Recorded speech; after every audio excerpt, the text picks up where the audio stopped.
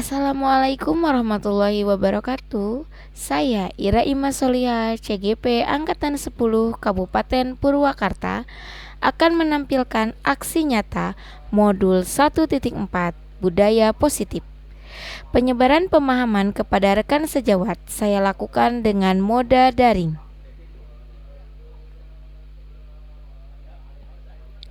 Penyebaran informasi webinar ini saya lakukan melalui WhatsApp grup sekolah dan WhatsApp grup KKG. Mana kabarnya? Inilah dia webinar yang saya lakukan bersama rekan guru yang lain. Selamat menyaksikan. Kita ya menuju kenaikan kelas, mungkin dan sebagainya. Mudah-mudahan semuanya tetap semangat dan tetap sehat. Bapak Ibu guru semuanya, webinar kita pada hari ini mengusung tema lingkup positif yang insya Allah nanti akan disampaikan oleh narasumber kita yaitu Ibu Ira Ima Soliha, SPDGR. Harapkan kepada Bapak Ibu semuanya sama karena nanti mungkin akan ada sesi tanya jawab yang akan dilaksanakan pada webinar kali ini. Oleh karena itu mari kita mulai webinar kali ini dengan membaca bismillah bersama-sama. Bismillahirrahmanirrahim.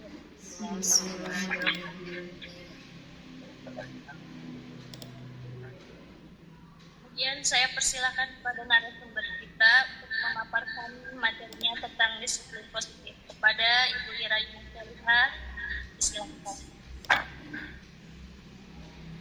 Oke, baik. Terima kasih Bapak Ibu yang luar biasa hebat. Terima kasih atas motivasi kesediaan Bapak Ibu untuk mengikuti webinar kali ini. Mudah-mudahan acara kita bermanfaat. Baik Bapak Ibu, izinkan saya untuk share screen.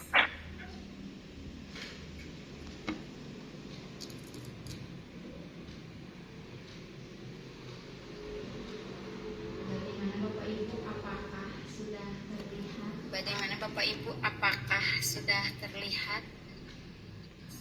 Sudah, Bu.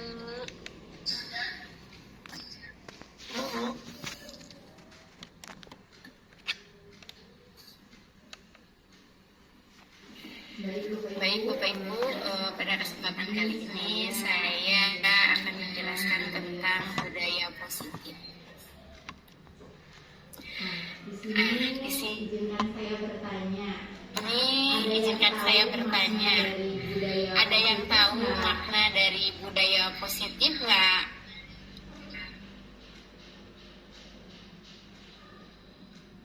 Boleh dibuka mic-nya.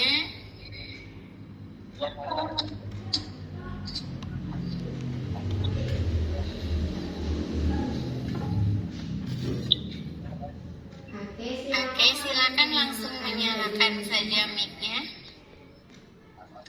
Izin Bu Ira. Baik, Bu Neneng. Budaya positif, sepengetahuan saya adalah kebiasaan-kebiasaan yang baik yang dilakukan di suatu lingkungan. Mungkin seperti itu Ibu.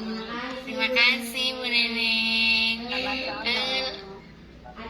Adakah yang lain yang bisa menjawab yang kedua, apa contoh penerapan positif yang telah kita lakukan?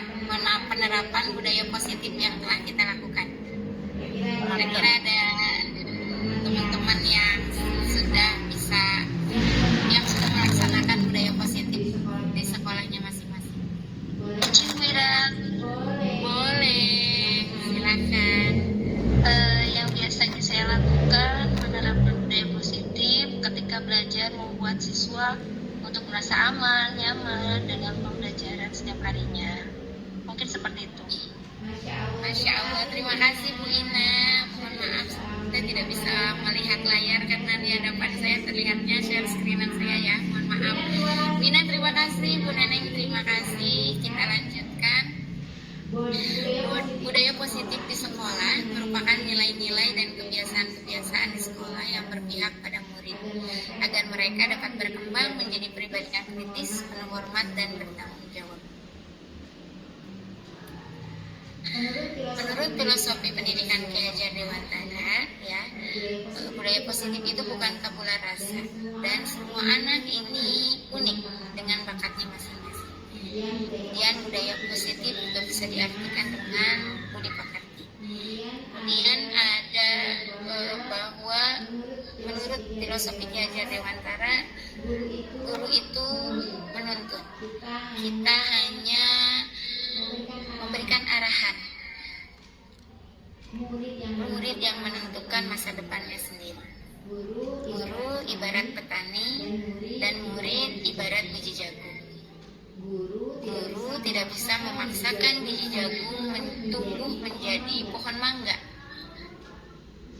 Jadi guru di sini hanya mengarahkan, menuntun murid-murid kita agar menjadi masa depan yang mereka inginkan. Otomatis dengan budaya-budaya positif yang diterapkan oleh sekolah. Kemudian filosofi Ki Hajar Dewantara juga mengatakan bahwa pendidikan itu harus sesuai dengan kodrat alam dan kodrat zamannya. Dan yang paling penting adalah pelajaran harus berpihak pada murid. Perubahan paradigma untuk membangun budaya positif sekolah. Sekolah perlu menyediakan lingkungan yang positif, aman, dan nyaman agar murid-murid mampu berpikir, bertindak, dan mencipta dengan merdeka, mandiri, dan tanggung jawab. Lazimnya disiplin dikaitkan dengan kontrol. Dalam hal ini, kontrol guru dalam menghadapi murid. Nah, ada pertanyaan pemantik Bapak Ibu. Silakan Bapak Ibu, ada yang setuju tidak dengan pernyataan berikut. Yang pertama, hukuman dapat mendisiplinkan anak. Kira-kira Bapak dan Ibu yang hadir pada kesempatan kali ini setuju tidak dengan pernyataan nomor 1? Setuju. Ada yang setuju? Bagaimana yang lain? Saya tidak setuju. Bu Neneng tidak setuju. Oke, yang lain? Ada yang tidak setuju, ada yang tidak setuju. Mama tidak setuju, Bu Ira. Bu Neneng juga. Oh, berarti ini Bu Neneng kompak ya. Sama Ibu Neneng ini kompak tidak setuju. Oke, baik. Oh, siap, harus kompak, semangat. Terima kasih Bu Neneng. Kemudian selanjutnya untuk nomor 2, setuju tidak dengan pernyataan nomor 2, pemberian hukuman dengan hal positif seperti membaca atau membersihkan halaman sekolah dapat meningkatkan disiplin anak. Oke, Pak Jeta setuju. Setuju. Ada lagi yang lain? Setuju. Oke, terima kasih Bapak Ibu, luar biasa. Yang ketiga, ada yang tidak setuju. Oke, Bu Neneng tidak setuju. Nanti kita tanya ya alasannya. Yang ketiga, memberi penghargaan dapat meningkatkan motivasi belajar anak. Yang ini setuju atau tidak Bapak Ibu? Setuju. Yang kebanyakan seperti itu. Setuju saja dulu. Oh, setuju saja dulu. Oke. Boleh nggak tadi Bu Neneng ya menjawab hukuman dapat mendisiplinkan anak itu katanya nggak setuju Bu Neneng. Bu Neneng Dahlia dulu boleh dijelaskan mengapa Bu Neneng tidak setuju dengan pernyataan nomor 1. Hukuman yang nomor 1 ya. Iya. Hukuman dapat mendisiplinkan anak. Kalau yang saya temui biasa di sekolah Bu, kalau anak sudah berbuat salah, kemudian kita memberikan hukuman. Memang anak waktu itu pasti sepertinya memang disiplin di hadapan kita. Tapi kalau di belakang dia seperti ngedumel gitu Bu. Jadi kayaknya, ini aku kok dihukum kayak gini. Jadi ada perasaan gak enak ke anaknya.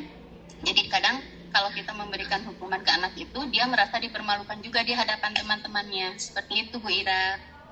Oke, terima kasih Bu Neneng atas jawabannya. Berikan tepuk push dulu untuk Bu Neneng ya. Caranya dengan tepuk push 1, 2, 3. Itu ya Bapak Ibu. boleh kita berikan bus untuk Bu Nenek. Siap, ngebus. 1, 2, 3. Terima kasih Bapak Ibu. Terima kasih. Oke, selanjutnya pemberian hukuman dengan hal positif seperti membaca atau membersihkan halaman sekolah dapat meningkatkan disiplin anak. Nah, tadi ada Pak JT, kalau tidak salah silakan Pak JT. Tadi Pak JT setuju atau tidak ya Pak JT?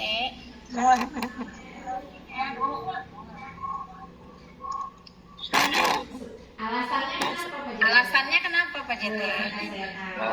Jadi hukumannya dengan membaca itu jadi membiasakan anak untuk berliterasi membaca, dan begitu juga kalau misalnya hukumannya membersihkan halaman itu membiasakan anak untuk dia Berarti benar ada rajin. ada suara apa? Oke. Terima kasih Pak JT. Berikan tepuk bus untuk Pak JT. 1, 2, 3. Terima kasih Pak JT.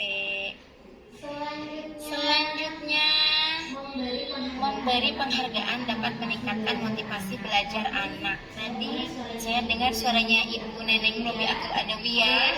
Boleh nggak kita bertanya, apakah pernyataan ini Ibu Neneng setuju atau tidak? Kalau menurut saya sih tidak setuju.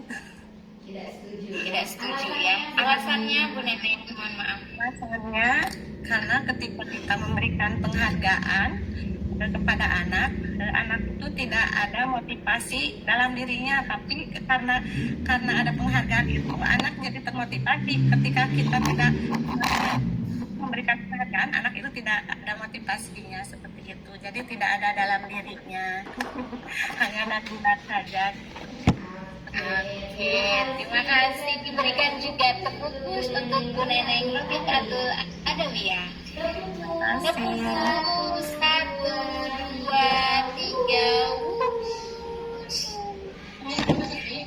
Terima kasih Bu Neneng.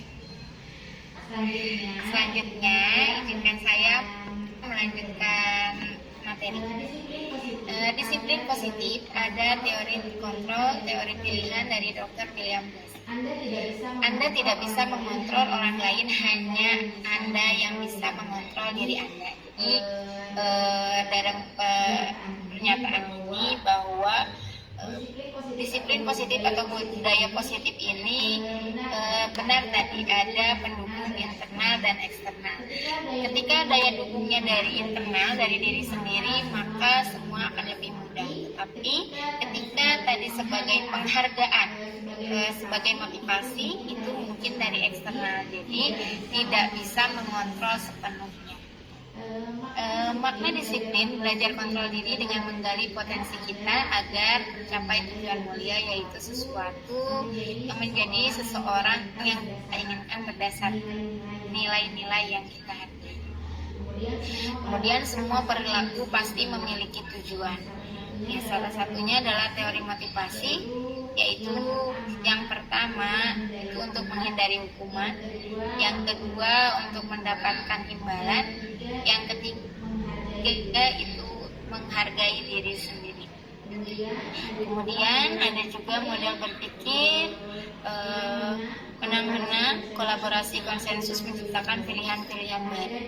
Ada di sini 5 posisi kontrol, yaitu 1 sebagai penghukum, kedua pembuat rasa bersalah, ketiga sebagai teman, keempat pemantau, kelima manajer, dan penyelesaian masalah bisa menggunakan segitiga restitusi. Kemudian ada juga realitas kebutuhan kita berbeda, karena setiap manusia, setiap murid itu memiliki bakat dan minat yang unik, yang berbeda-beda. Dan kebutuhan dasar manusia seluruhnya sama. Yang pertama adalah bertahan hidup, penguasaan, kasih sayang dan rasa diterima, kesenangan dan kebebasan. Coba Bapak Ibu sekarang kita bermain kepalan tangan. Ada A dan B. A itu adalah Anda dan teman Anda itu adalah B. Silakan Ibu ambil. Kalau di sini perintahnya adalah sobek secari kertas kecil. Tuliskan benda atau sesuatu yang sangat berharga untuk Anda. Sudah? Coba ada nggak kertas kecil? Kalau tidak ada, silakan Bapak Ibu ambil saja satu benda yang ada di dekat Bapak Ibu. Kemudian letakkan di salah satu tangan. Genggam benda tersebut atau kertas tadi dengan segala daya upaya. Buatlah sebuah kepalan teman Anda, sebuah kepalan yang sangat kuat. Kemudian bayangkan ada teman Anda akan mencoba juga dengan sekuat tenaga dengan berbagai cara meminta Anda memberikan benda tersebut. Teman Anda membujuk, mengancam, menghardik, merayu, menyuap, apa saja agar dapat membuka kepalan tangan. Bisa dibayangkan ya, kira-kira apa yang akan terjadi? Anda sebagai A, apakah bisa dibuka begitu saja atau bagaimana? Silakan saya coba untuk ada Bu Yusti. Tadi saya lihat Bu Yusti, apakah ada?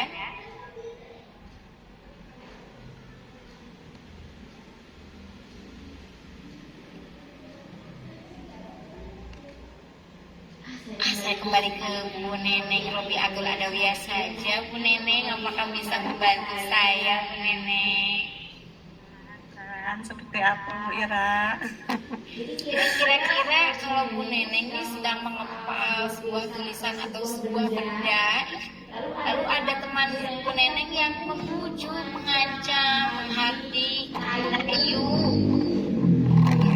Kira-kira Bu Neneng, apa yang akan Bu Neneng lakukan? Saya akan tetap mengepalkan tangan saya Bu Ira, tidak akan membukanya. Wah, kenapa alasannya? Karena yang saya kepalkan itu sesuatu yang sangat berharga gitu. Jadi walaupun ada yang mengancam, menghardik, merayu, menyuap, bisa saya tidak akan membuka kepalan saya seperti itu karena itu sesuatu yang berharga. Oke, Bu Neneng luar biasa. Oke, luar biasa Bu Neneng. Terima kasih jawabannya Bu Neneng.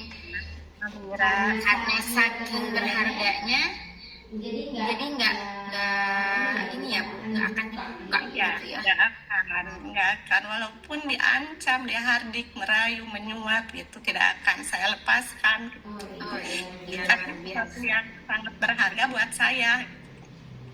Hebat. Selanjutnya, terima kasih Bu Neneng. Sama.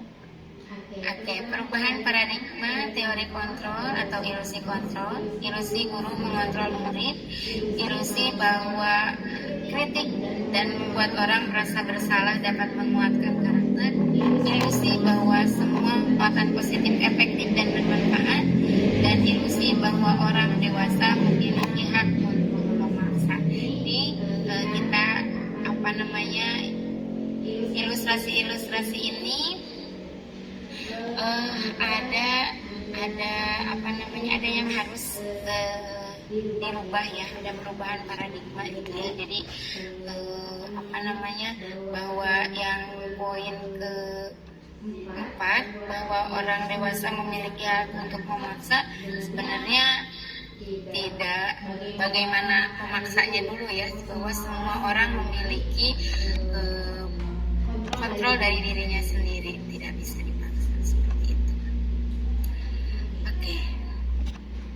Perubahan paradigma stimulus respon teori kontrol. Stimulus respon, kita mencoba mengubah orang agar berpandangan sama dengan kita. Hal seharusnya kita berusaha memahami pandangan orang lain tentang dunia, karena kita tidak bisa memaksa orang lain sama dengan kita, tetapi kita yang harus berusaha memahami pandangan orang lain tentang dunia. Baik, selanjutnya ada perilaku buruk dilihat sebagai suatu kesalahan. Nah, seharusnya semua perilaku pasti memiliki tujuan. Kembali lagi, semua orang pasti memiliki kesalahan, tapi bagaimana kesalahan tersebut bisa membuat kita ke arah yang lebih baik. Selanjutnya, orang lain bisa mengontrol saya. Teori kontrolnya bahwa hanya Anda yang bisa mengontrol diri Anda sendiri. Kemudian, saya bisa mengontrol orang lain. Bahwa sesungguhnya Anda tidak bisa mengontrol orang lain. Pemaksaan ada pada saat bujukan gagal. Harusnya kolaborasi dan konsensus menciptakan pilihan-pilihan baru. Bukan ada pemaksaan. Kemudian di nomor yang bawahnya tidak terlihat, mohon maaf, model berpikir menang kalah, itu harusnya model berpikirnya menang-menang. Selanjutnya, apa itu makna disiplin? Disiplin sering dikaitkan dengan tata tertib, kepatuhan, peraturan, bahkan hukuman. Salah ya. Ki Dewantara menyatakan bahwa untuk mencapai kemerdekaan atau dalam konteks pendidikan saat ini syarat utamanya adalah disiplin yang kuat. Disiplin yang dimaksud adalah disiplin diri yang memiliki motivasi internal. Jika belum memiliki motivasi internal, maka perlu pihak lain untuk mendisiplinkan kita.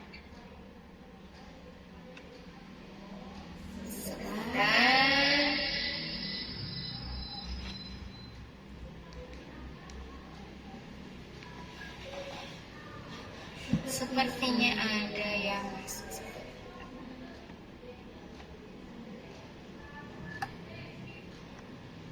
Baik Bapak Ibu, masih semangat? Masih semangat, luar biasa. Kita lanjutkan ya Bapak Ibu.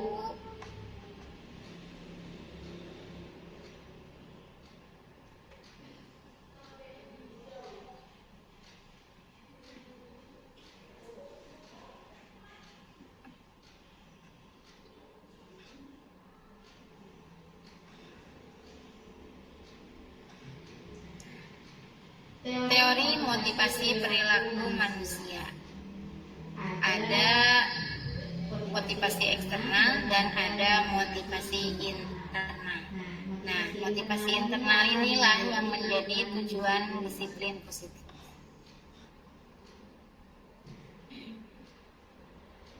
Nilai-nilai kebajikan universal. Nilai-nilai kebajikan adalah sifat-sifat positif manusia yang merupakan tujuan mulia yang ingin dicapai setiap individu. Nilai-nilai tersebut bersifat universal dan lintas bahasa, suku bangsa, agama, maupun latar belakang. Setiap perilaku atau perbuatan memiliki suatu tujuan. Ini yang dikemukakan oleh Dr. William Glasser pada teori kontrol. Dengan mengaitkan nilai-nilai kebajikan yang diyakini seseorang, maka motivasi intrinstiknya akan terbangun, sehingga menggerakkan motivasi dari dalam untuk dapat mencapai tujuan mulia yang diinginkan. Nilai-nilai kebajikan yang ingin dicapai oleh setiap anak Indonesia kita kenal dengan profil pelajar Pancasila. Oke, ada yang sudah bisa mempraktekkan ini profil pelajar Pancasila ini? Sudah hampir seluruhnya di sekolah Bapak Ibu? Sudah. Oke, ada yang bisa membantu supaya kita tidak terlalu ngantuk ini? Ada yang bisa membantu saya untuk menyanyikan profil pelajar Pancasila?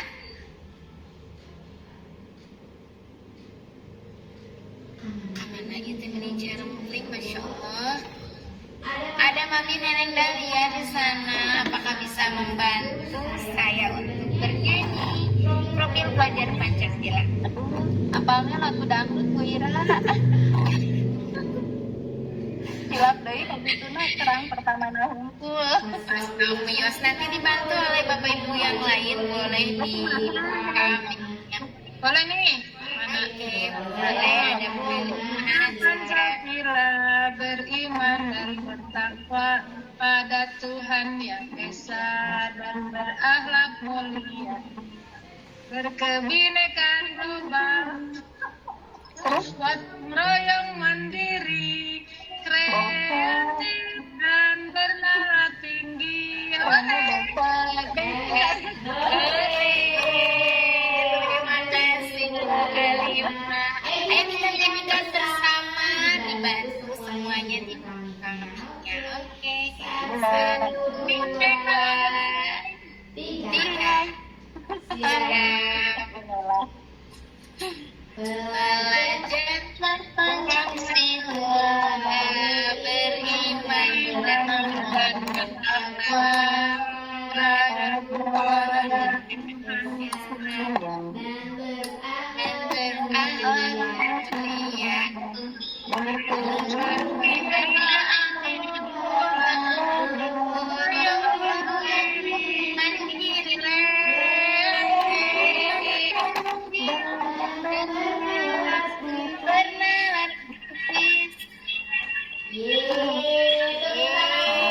tangan untuk kita semuanya. Terima kasih Ibu Bapak luar biasa, Bapak Ibu guru hebat. Terima kasih.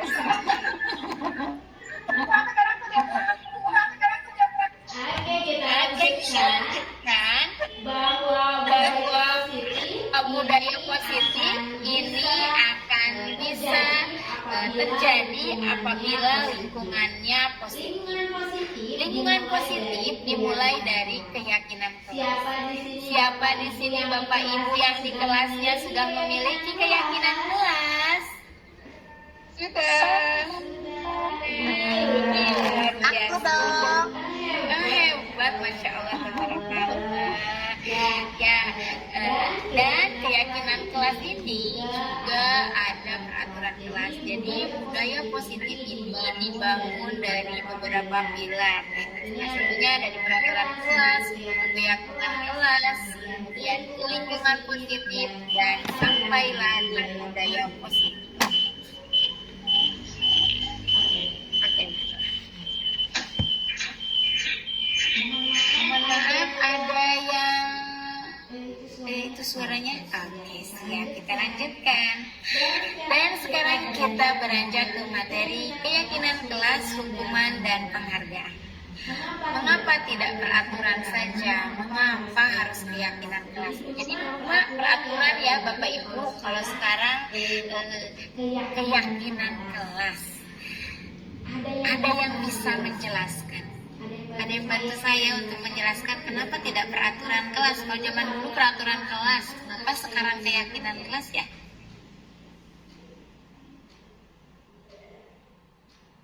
Halo Bapak Ibu, apakah ada? Oke, silakan langsung buka mic-nya. Sedikit ya Bu Ira mengenai peraturan dan keyakinan dulu yang saya tahu. Kalau dulu kan biasanya di kelas itu selalu ada peraturan atau tata tertib sekolah atau tata tertib kelas. Itu kan biasanya sudah ditentukan oleh sekolah jadi atau kelas.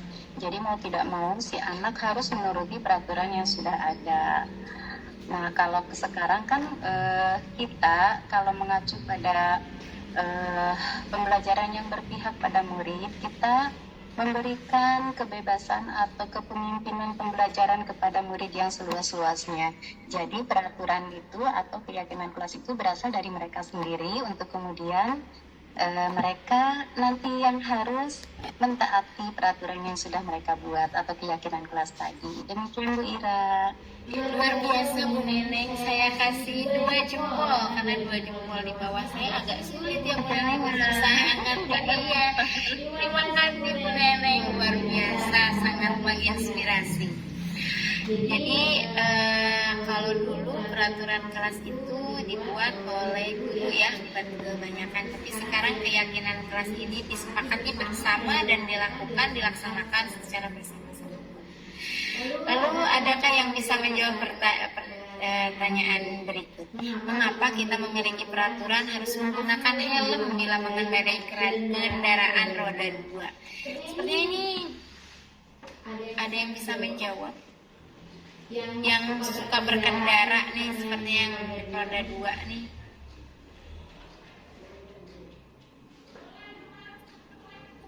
Kira-kira ada yang bisa menjawab? Pak JT nih, biasanya Pak JT ke sekolah pakai motor, pakai helikopter Pak JT?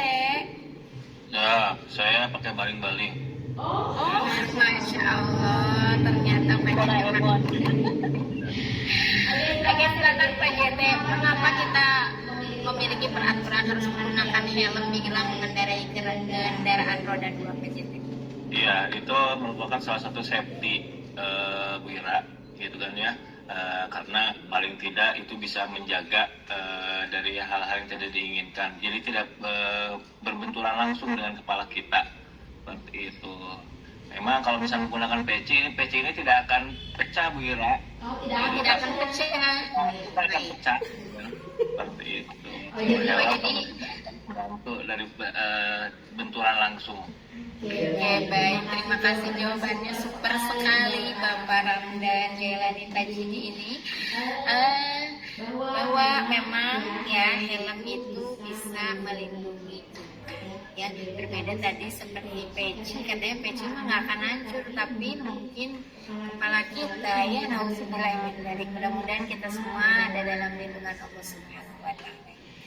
Selanjutnya ada yang bisa membantu saya menjawab mengapa kita dulu nih ya, kalau sekarang sudah tidak ada sepertinya, kita memiliki peraturan 3M, menggunakan masker, mencuci tangan, dan menjaga jarak 1,5 meter pada zaman era COVID nih. Ada yang bisa membantu menjawab pertanyaan ini? Pak Haidar Ali sepertinya sudah ada ya. Pak Haidar Ali boleh bantu jawab saya, Pak Haidar Ali.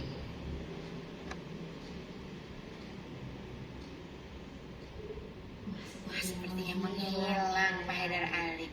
Oke, ada Bu Entin Setiadi, boleh membantu menjawab pertanyaan nomor 2. Seperti dikatakan tadi, itu waktu zaman COVID ya Bu, menggunakan masker, mencuci tangan, kemudian menjaga jarak, itu adalah usaha kita untuk melindungi diri dan juga bentuk kasih sayang untuk saudara-saudara kita gitu. Itu. Terima kasih Bu Entin, luar biasa jawabannya ya, untuk safety ya, untuk kesehatan kita dan orang lain. Kemudian mengapa kita memiliki peraturan harus datang tepat waktu pada saat mengikuti pelatihan? Sepertinya yang akan menjawab siapa ya? Ada yang angkat tangan? Silakan untuk langsung menjawab. Ya, karena itu memperlihatkan bahwa kesiapan kita dalam mengikuti pelatihan tersebut Bu Ira, dengan tepat waktu. Luar biasa, memang ini perwakilan kita dari bapak-bapak ini luar biasa. Terima kasih Pak Ramdan Jailani Tajidi untuk jawabannya. Jadi untuk mendukung motivasi harus ada dalam diri kita sendiri. Tadi pertanyaan nomor 1 yang menggunakan helm itu ada dari diri sendiri, yaitu untuk melindungi kepala kita supaya tidak terbentur atau ketika jatuh pun ada yang melindungi itu. Selanjutnya yang tentang peraturan 3M, menggunakan masker itu untuk kesehatan. Dan yang terakhir datang tepat waktu untuk mengikuti pelatihan memperlihatkan kesiapan kita untuk melaksanakan kegiatan tersebut.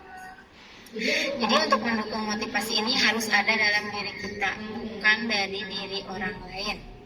Ya, nilai-nilai keyakinan kelas ini, keyakinan lebih menggerakkan seseorang dibandingkan hanya mengikuti serangkaian peraturan.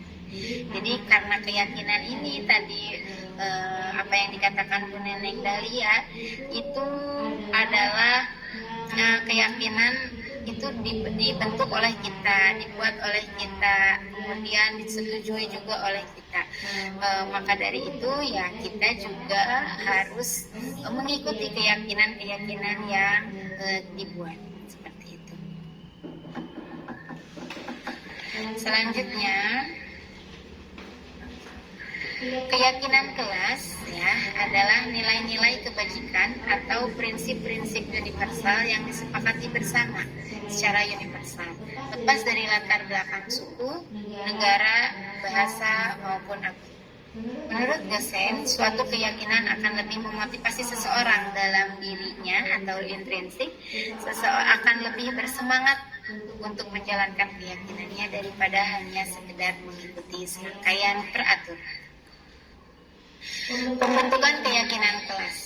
Keyakinan kelas bersifat abstrak daripada peraturan yang lebih rinci dan konkret.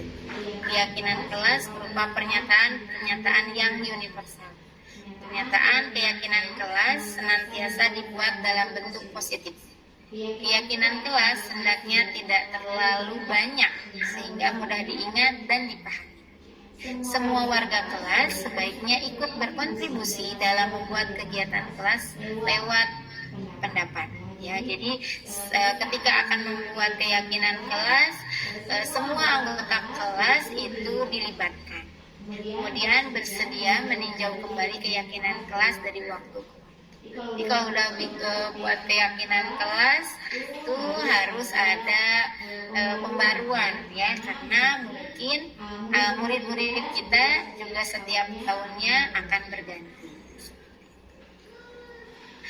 Nah, ini adalah contoh kesepakatan kelas. Yang pertama, datang tepat waktu, mengucapkan salam. Kedua, menjaga kebersihan sekolah.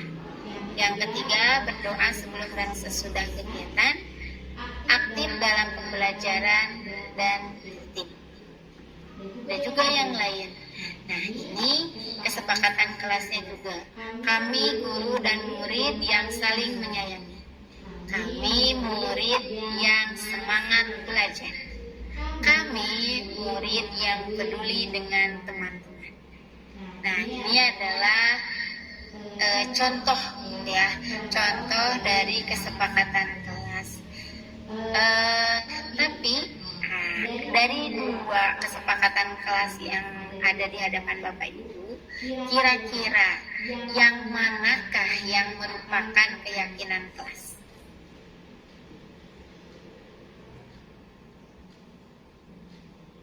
Halo Bapak Ibu, apakah Ibu Neneng? Bu Neneng lagi deh, boleh bantu jawab saya, Bu Neneng.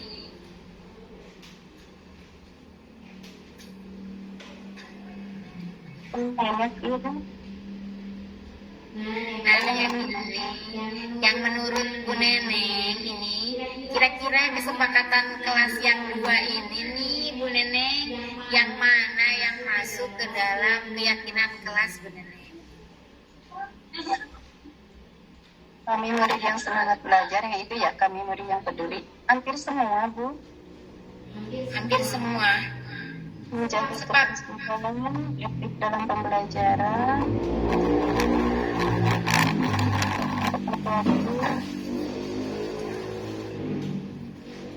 misalnya yang kiri dan yang kanan gitu Bu Ira. Kira-kira Ini kayaknya yang putih deh, yang layarnya putih. yang layarnya putih. Mengapa alasannya Bu Neneng? Dan ini dari kami, Bu, dari katanya juga, dari kata kita juga kan itu dari anak. Kami guru dan murid yang paling menyayangi. Kemudian kami juga murid yang semangat belajar, kami murid yang peduli dengan teman-teman. Itu datangnya dari mereka, kayaknya beda dengan yang di sebelah kiri. Yang ini lebih saklek gitu Bu, datang tepat waktu, mengucapkan salam, kemudian menjaga kebersihan seolah itu menjadi suatu keharusan. Kalau yang itu sepertinya datang dari nurani mereka sendiri. Luar biasa Bu Neneng, terima kasih.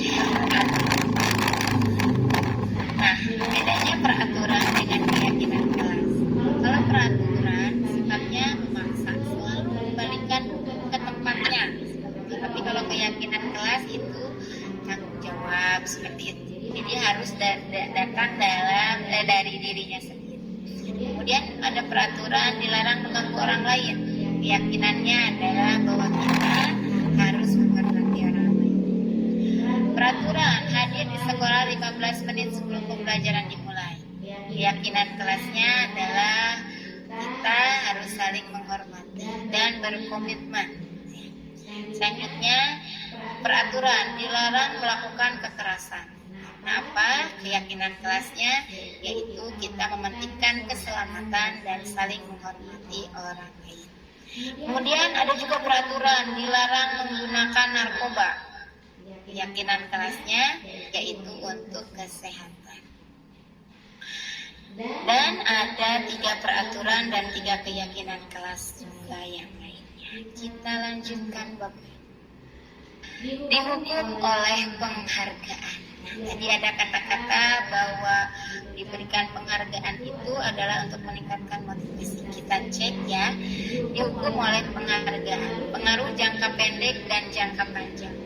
Ya, ada penghargaan menghukum, penghargaan mengurangi ketepatan, penghargaan tidak efektif, dan penghargaan juga sebagai perusak hubungan. Nah, tadi belajar tentang penghargaan, bahwa penghargaan itu tidak selamanya sebagai motivasi, tetapi penghargaan juga ada yang tidak efektif, berpengaruh terhadap jangka pendek dan jangka panjang. Oke Bapak Ibu, selanjutnya ada hukuman dan konsekuensi. Menurut Bapak Ibu, dari keempat tindakan guru ini, mana yang masuk ke dalam hukuman, mana yang masuk ke dalam konsekuensi? Yang pertama, murid diminta untuk push up 15 kali karena tidak menggunakan dasi. Menurut Bapak Ibu, ini hukuman atau konsekuensi? Hukuman. Selanjutnya, mengganti kertas teman yang telah dicoret-coret. Ini hukuman atau konsekuensi? Luar biasa. Selanjutnya, membersihkan tumpahan air di meja tulis karena tersenggol pada saat belajar. Hukuman atau konsekuensi? Mengelilingi lapangan basket 2 kali karena terlambat hadir di sekolah. Hukuman. Oke, luar biasa. Apakah jawaban Bapak Ibu sama atau sesuai dengan yang ada di layar? Sesuai, luar biasa. Nanti hadiahnya bisa diambil di Majente ya, karena di Majente dihadiahkan berbagai sepatu baru. Oke, terima kasih. Ya, Majente ini menyediakan berbagai macam piala, berbagai ukuran. Masuk Majente, siap. Selanjutnya, ini adalah perbedaan hukuman dan konsekuensi. Hukuman yaitu sesuatu yang menyakitkan dan harus terjadi, tapi konsekuensi sesuatu yang harus terjadi tanpa menyakiti. Hukuman membuat anak sakit, fisik maupun hati untuk jangka waktu yang lama. Tapi konsekuensi membuat anak merasa tidak nyaman dalam jangka waktu pendek, tetapi dalam jangka waktu panjang. Kemudian hukuman membuat anak membenci kedisiplinan. Tapi kalau konsekuensi, anak akan menghargai disiplin. Hukuman itu bisa dikategorikan sebagai paksaan, tetapi konsekuensi itu stimulus atau tanggapan. Hukuman mendorong anak menyakiti diri sendiri. Kalau konsekuensi mendorong anak agar mudah menyesuaikan diri. Kemudian hukuman konsep diri yang buruk. Konsekuensi adalah konsep diri yang baik. Anak belajar menyembunyikan kesalahan karena takut pada hukuman. Kalau konsekuensi, anak akan belajar mematuhi peraturan. Hukuman juga akan mengakibatkan rasa marah, rasa bersalah, dipermalukan, merasa tidak dihargai. Tetapi konsekuensi itu juga kehilangan hak, dibuat tidak nyaman untuk sementara, bukan untuk berkepanjangan. Identitas gagal hukuman, ada identitas sukses dari disiplin. Hukuman tadi ya, kemudian sesuatu yang menyakitkan harus terjadi. Ada juga tingkatan yang lebih baik daripada konsekuensi, yaitu restitusi. Jadi ketika hukuman itu sesuatu yang menyakitkan harus terjadi, konsekuensi sesuatu yang harus terjadi, ada juga tingkatan yang lebih tinggi dari keduanya, yaitu restitusi. Restitusi pilihan, ya, restitusi merupakan pilihan. Kalau di konsekuensi murid atau anak dibuat tidak nyaman, nah kalau di restitusi akan diberikan penguatan. Kemudian ketika perilaku pasif agresif itu meningkat, nah konsekuensi hanya sebagai penguatan, bertahan dalam jangka waktu pendek. Tetapi restitusi, masalah bisa terpecahkan. Jadi ada tahapan-tahapan. Yang pertama mulai hukuman, konsekuensi, dan yang terakhir restitusi. Restitusi ini adalah yang paling mendekati terhadap budaya positif yang akan kita kembangkan di sekolah kita masing-masing. Nah, ada kebutuhan dasar manusia. Ada 4 kebutuhan dasar manusia. Yang pertama, kasih sayang dan rasa diterima, penguasaan, kesenangan, dan kebebasan. Ibu Ani, guru kelas 5 di SD Pelita Hati, sedang bingung menghadapi ulah salah satu murid di kelas. Agus, maaf jika ada nama-nama yang sama ya. Beberapa anak telah datang dan mengeluhkan Agus yang seringkali meminta bekal makan siang mereka dengan paksa. Jika Anda menghadapi situasi seperti Ibu Andi, apa yang akan Anda lakukan? Menurut Anda, kira-kira apa alasan Agus melakukan hal tersebut? Adakah yang bisa menjawab?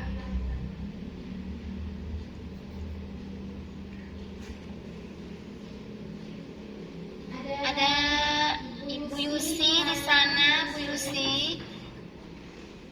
Apakah bisa membantu saya, Bu Yusi?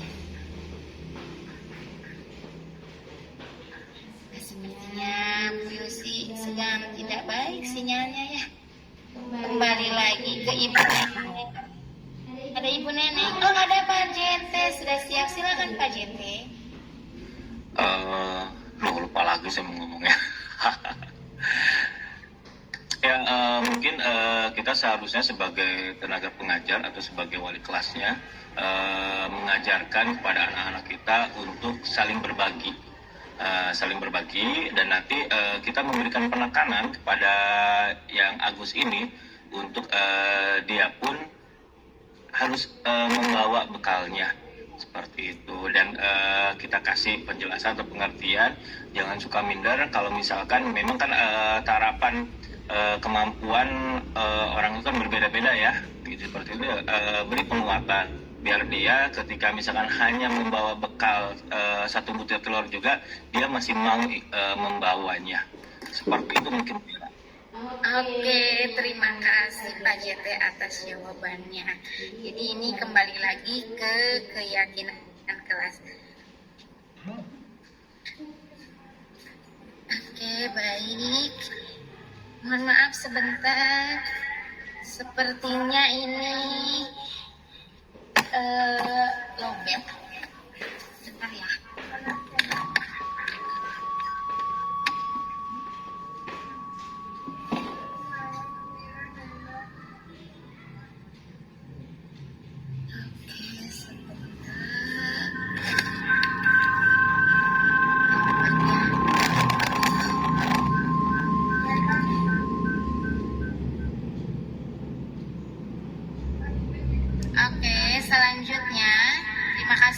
Pak JT yang membantu saya menjawab pertanyaan pada kasus Ibu Ani. Dalam konteks penerapan disiplin positif,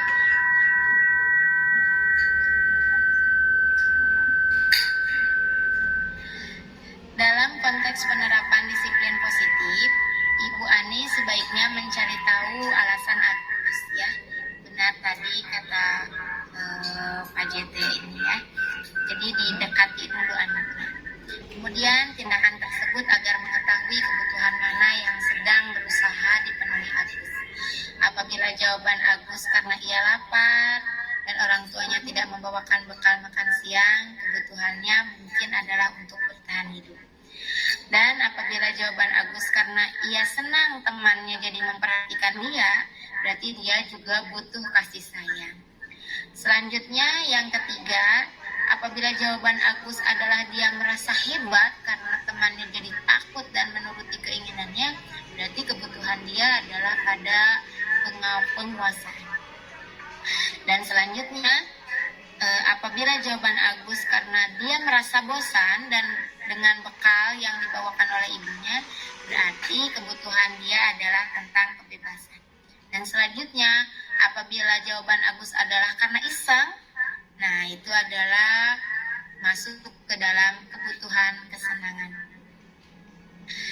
Nah, setelah itu ada, oke baik Bapak Ibu, apakah ada yang mau ditanyakan dulu sebelum ke materi selanjutnya?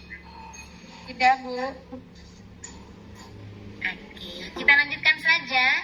Oh, ada Kak Diki. Silakan Kak Diki, ada pertanyaan. Izin bertanya Ibu, nama saya Diki Nurjana. Jadi kesimpulannya yang tadi itu, jika ada siswa yang seperti Agus itu, kita harus menanyakan terlebih dahulu alasannya kenapa Agus bisa demikian. Seperti itu Bu. Ya, jadi kita lakukan proses restitusi. Jadi kita jangan dulu memberi hukuman, jangan dulu memutuskan, tapi dicari dulu latar belakangnya mengapa Agus bisa berbuat demikian. Tadi dikatakan bahwa dilihat dulu Agus melakukan hal tersebut karena apa. Kalau misalkan karena memang dia tidak bawa bekal, berarti masuk ke dalam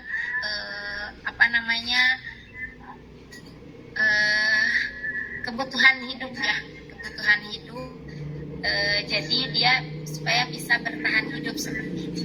Tetapi kalau misalkan dia hanya ingin ngebecandain teman-temannya aja, berarti ada kesenangan, jahil dan usil ya iseng.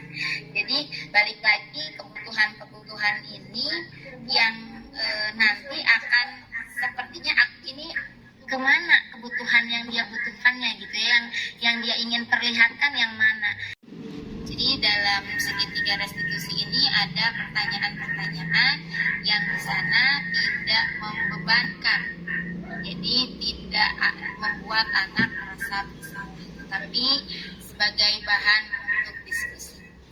Yang pertama ada menstabilkan identitas. Jadi tadi kembali lagi, setiap orang pasti memiliki atau pernah melakukan kesalahan. Nah, dan kamu bukan satu-satunya yang pernah melakukan ini. Jadi diberikan penguatan terlebih dahulu. Kemudian ada menanyakan keyakinan. Kira-kira nilai apa yang sudah kita sepakati sampai kamu melakukan hal tersebut, misalkan bisa seperti itu. Lalu ditanya lagi, kalau kamu melakukan hal ini, kamu ingin menjadi orang seperti apa, orang yang seperti apa. Jadi tidak menjudge ya, tidak menyudutkan, tapi kita pada kegiatan restitusi ini adalah berdiskusi. Selanjutnya, ketika validasi kebutuhan, kamu tentu punya alasan. Nah, ditanya alasan melakukan pelanggaran tersebut apa? Kenapa bisa melakukan hal itu? Dan adakah cara yang lebih efektif untuk mendapatkan apa yang kamu butuhkan? Jadi kalau misalkan di sini Pak Ramdan JT menemukan muridnya yang jahil, Jadi jangan langsung dihukum, tapi harus ditanyakan terlebih dahulu. Kalau kira-kira kalau kamu nggak jahil, kamu gimana?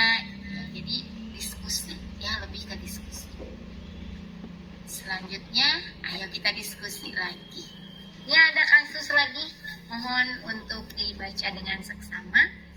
Ini ada kasus Ibu Dani sebagai guru bahasa Inggris. Ini sedang melaksanakan pembelajaran, tapi ada Fajar malah tidur-tiduran dan tampak acuh tak acuh pada pembelajaran. Pernah nggak Bapak Ibu melihat anak yang seperti ini, yang seperti Fajar? Pernah? Oke, kita lanjutkan.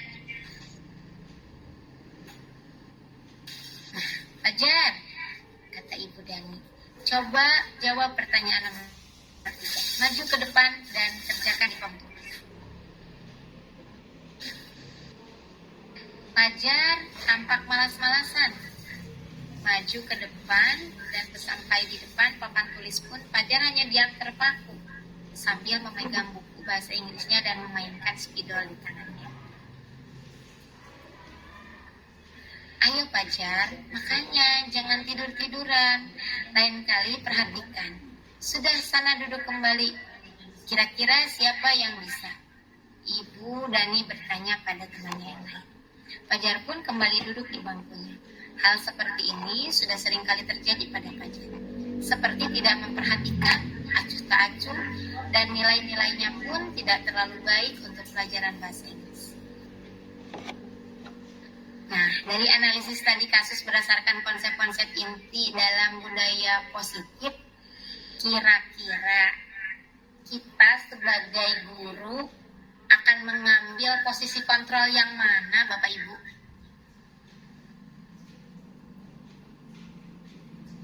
Boleh, adakah yang bisa menjawab?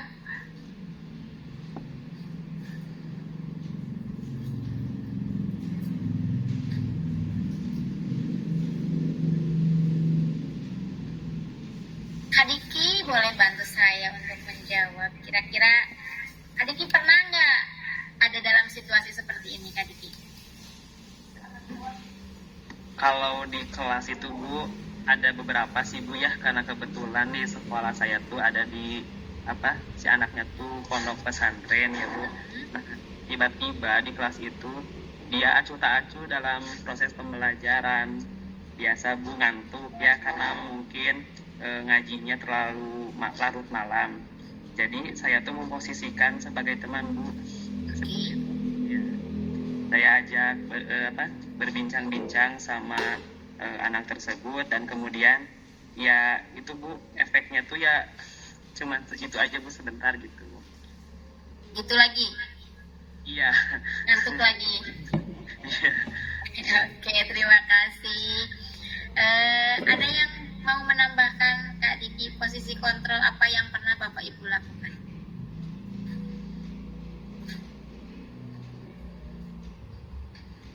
Sepertinya ini sudah di jam rawan ya Bapak Ibu. Jadi di sini kita bisa mengambil posisi kontrol sebagai teman, bisa, sebagai pemantau bisa, alangkah lebih baiknya sebagai manajer.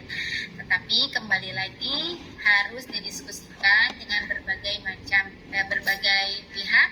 Kemudian juga bisa melihat dari latar belakang. Kalau tadi Kak Diki sudah tahu latar belakangnya bahwa anak tersebut dia di pesantren, dan mungkin ada alasan kenapa dia selalu mengantuk, karena mungkin pengajiannya ini yang dilaksanakan larut malam.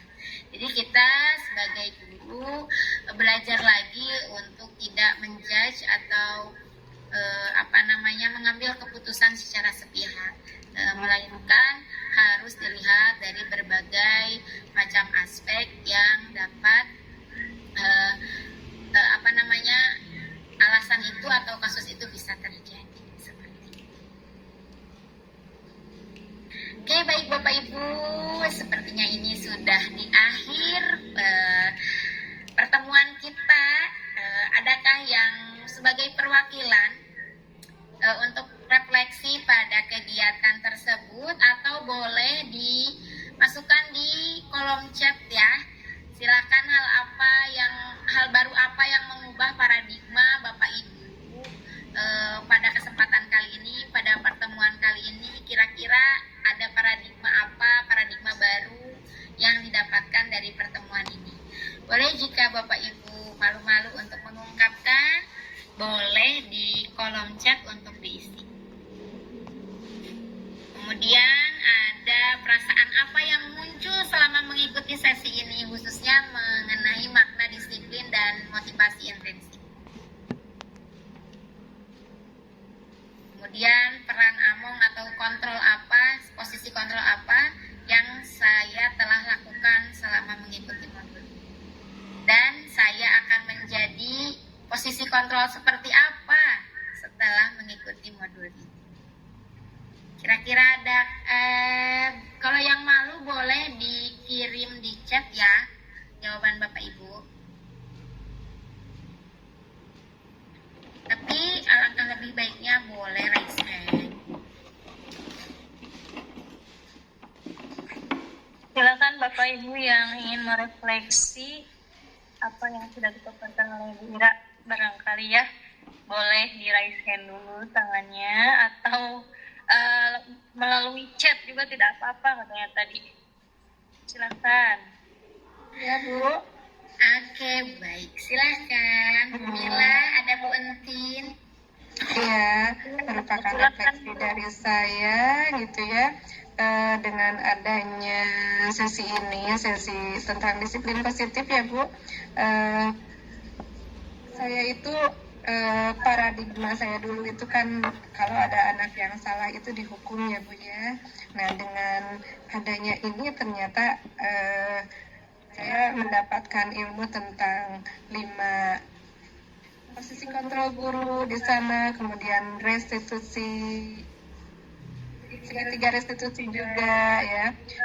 Jelas ini senang ya, senang dan merupakan motivasi buat saya ke depannya untuk melakukan apa yang saya dapatkan ya. Di sana saya akan mencoba untuk menerapkan 5 posisi kontrol ini, mungkin diantaranya sebagai teman juga ya, untuk yang kemudian juga sebagai penonton, manajer, dan yang itu deh aja. Terima kasih. Oke. Terima kasih Bu Entin atas refleksinya. Mudah-mudahan Bapak Ibu sehat selalu, bisa memberikan yang terbaik untuk anak-anak murid kita di sekolah. Oke Bu Mila, sepertinya cukup pertemuan kita pada kesempatan kali ini. Terima kasih. Salam guru penggerak, Bapak Ibu tergerak, bergerak, dan menggerakkan. Silakan dikembalikan ke Ibu Mila. Terima kasih Bu Ira atas materinya yang sangat luar biasa ya. Alhamdulillah antusias Bapak Ibu guru semuanya. Hebat sekali, luar biasa, walaupun tadi kata Bu Ira ya di jam-jam rawan seperti ini ya. Ya mudah-mudahan bisa membawa manfaat untuk semuanya. Boleh Bapak Ibu guru hebat kita berikan power boost dulu sebagai apresiasi ya untuk Bu Ira. Siap ya, power boost. Power boost. Bentar, belum ini dulu ya audionya. Silakan, tinggal dulu audionya. Oke, siap ya Bapak Ibu. Power boost. 1, 2, 3. Bapak Ibu guru hebat. Terima kasih kepada Ibu Ira sebagai narasumber kita yang sudah memaparkan materinya yang sangat luar biasa. Mudah-mudahan ibu sehat dan selalu semangat. Baik Bapak Ibu, sebelum saya tutup acara ini, saya ingin menyimpulkan, saya ambil dari tadi dari Hajar Dewantara bahwa semua tentang disiplin positif ini untuk mencapai kemerdekaan dalam konteks pendidikan, syarat utamanya itu adalah disiplin yang kuat. Nah, tentunya berasal dari dalam diri siswa Dan tugas kita lah di sini bagaimana menjadi seorang pendidik yang bisa menuntun, kemudian menjadikan anak-anak didik kita sebagai pelajar yang mandiri, disiplin dalam segala hal. Tentunya melalui penerapan budaya positif yang sudah tadi dipaparkan oleh Ira, tanpa adanya paksaan, kemudian tanpa adanya hukuman dan kekerasan. Ya, mudah-mudahan kita semuanya bisa menjadi bapak ibu yang selalu memberikan pelayanan terbaik untuk anak-anak didik kita. Amin ya rabbal alamin. Terima kasih Bapak Ibu guru hebat. Selalu semangat dalam melakukan aktivitasnya. Saya pamit undur diri sebagai moderator. Mohon maaf apabila banyak kekurangan. Mudah-mudahan webinar ini memberikan manfaat yang begitu banyak untuk kita semuanya. Amin ya rabbal alamin. Terima kasih. Wassalamualaikum warahmatullahi wabarakatuh. Selamat. Bapak Ibu, mohon untuk silakan dulu kameranya kita foto bersama, boleh ya?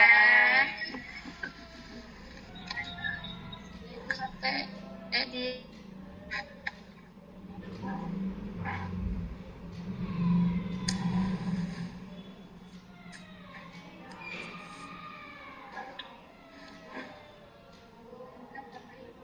Supaya terlihat semuanya. Assalamualaikum warahmatullahi wabarakatuh. Menanggapi diseminasi yang dilakukan Bu Ira terkait dengan disiplin positif, saya sangat mengapresiasi karena kegiatan itu berdampak besar terhadap wawasan kita terkait dengan apa itu disiplin positif, yang mungkin sebelum diseminasi kita berpikir bahwa disiplin itu mendisiplinkan anak untuk bertanggung jawab dengan cara yang seperti biasa. Tetapi dengan diseminasi ini kita menjadi tahu bahwa banyak cara yang memberikan dukungan kepada anak tanpa harus memberikan hukuman atau sanksi yang mempermalukan anak. Demikian testimoninya Bu Ira. Assalamualaikum warahmatullahi wabarakatuh.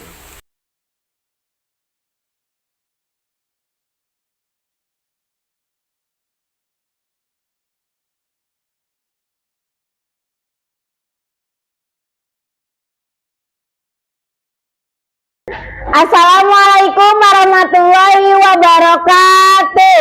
Waalaikumsalam warahmatullahi wabarakatuh. Apa kabarnya kelas 5? Baik. Alhamdulillah. Mudah-mudahan kalian sehat selalu, bisa terus belajar. Oke anak-anak kelas 5. Siap. Apa kabar? Baik Ibu Guru. Siap. Apa kabar? Baik. Oke anak-anak, kalian pernah mendengar apa itu peraturan? Pernah. Di sekolah kita punya peraturan? Punya. Silahkan kalian tuliskan satu peraturan saja yang kalian ingat di sekolah kita ya. Silahkan dibagikan sticky note-nya. Silahkan kalian menuliskan satu saja peraturan sekolah. Dibagikan, alat tulisnya ada?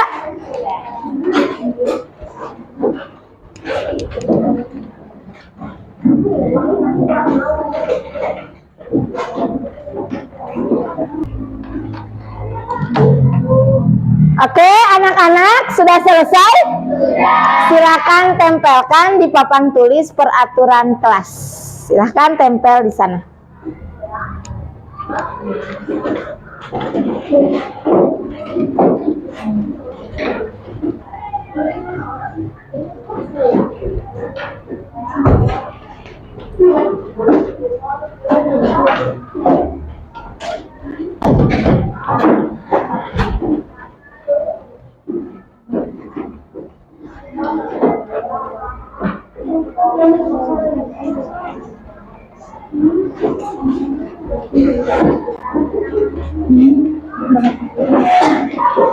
Oke anak-anak, terima kasih. Sekarang kita analisis bersama. Peraturan, ada yang menuliskan peraturan sekolah, ada yang menuliskan peraturan kelas. Bagus ya, terima kasih. Nah, di sini ada jangan membuang sampah ke meja, tidak boleh membuang sampah sembarangan. Kemudian membuang sampah pada tempatnya, tidak boleh membuang sampah sembarangan. Tidak boleh bermain bola di kelas. Kemudian hadir tepat waktu setiap hari, tidak boleh merokok. Harus piket sesuai peraturan. Berperilaku sopan dan disiplin, tidak boleh membuang sampah sembarangan. Memakai baju yang benar dan tidak salah baju. Oke, baik anak-anak. Itu salah satu peraturan. Peraturan itu sifatnya mengikat. Dan peraturan ini datangnya satu arah. Contoh peraturan kelas itu datangnya dari guru. Peraturan sekolah datangnya dari pihak sekolah juga. Kalian tidak dilibatkan untuk membuat peraturan sekolah. Berbeda dengan keyakinan. Contoh keyakinan kelas bisa kita sepakati bersama. Artinya keyakinan kelas adalah kebaikan-kebaikan yang memang harus kalian lakukan, tetapi atas dasar kesepakatan. Contoh, ada orang mengendarai motor memakai helm. Kira-kira untuk apa mereka memakai helm? Keselamatan. Lalu ada lagi, ingat nggak zaman COVID? Pakai apa dulu zaman COVID? Pakai masker. Itu untuk apa? Kesehatan. Jadi itu adalah keyakinan bahwa kalau pakai helm, keselamatan untuk diri kita. Kalaupun jatuh, ada yang melindungi kepala kita. Ada lagi masker dipakai pada saat zaman COVID. Kenapa? Karena COVID menular lewat percikan air liur dari mulut. Makanya ditutup. Atas dasar keyakinan. Maka dari itu, keyakinan kelas dibuat atas asas sama-sama yakin. Disepakati bersama. Oke, contoh. Di sini ada kata-kata tidak boleh. Tadi Ibu baca ada kata-kata tidak boleh. Nah, dalam keyakinan kelas, kata tidak itu untuk tidak digunakan lagi. Jadi menggunakan kalimat-kalimat positif. Contoh, kira-kira kalau kalian ada membaca peraturan tidak boleh membuang sampah sembarangan, itu atas apa? Untuk apa? Menjaga kebersihan. Nah, kira-kira kalimat yang cocok untuk menjaga kebersihan apa? Tapi jangan ada kata-kata tidak. Kalau ada kata-kata tidak atau harus, itu artinya memaksa. Tapi ini harus dari keyakinan. Kira-kira apa kalimat yang pasnya?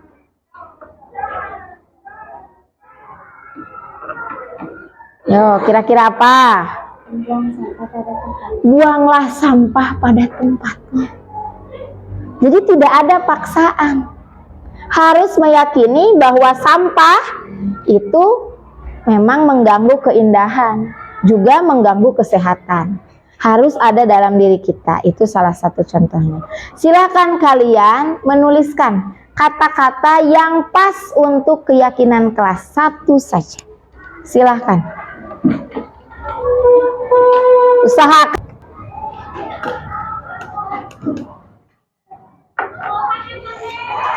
Sudah selesai? Silakan tempelkan pada papan keyakinan.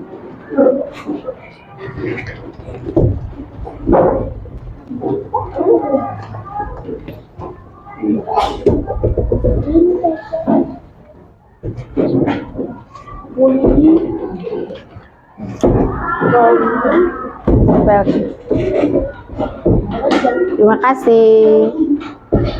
Terima kasih. Oke. Sekarang kita analisis kembali antara peraturan dengan keyakinan. Ya? Ada yang jatuh? Oke, baik. Terima kasih. Ada kata-kata tadi di sini ada tentang tidak boleh saling mengolok-olok. Di sini di keyakinan ada yang menulis saling menghargai dan menghormati sesama teman dan guru. Kira-kira kata-kata di peraturan dengan kata-kata di keyakinan, kalian memilih yang mana yang lebih enak didengar? Keyakinan. Kita contoh lagi. Di sini tidak boleh membuang sampah sembarangan.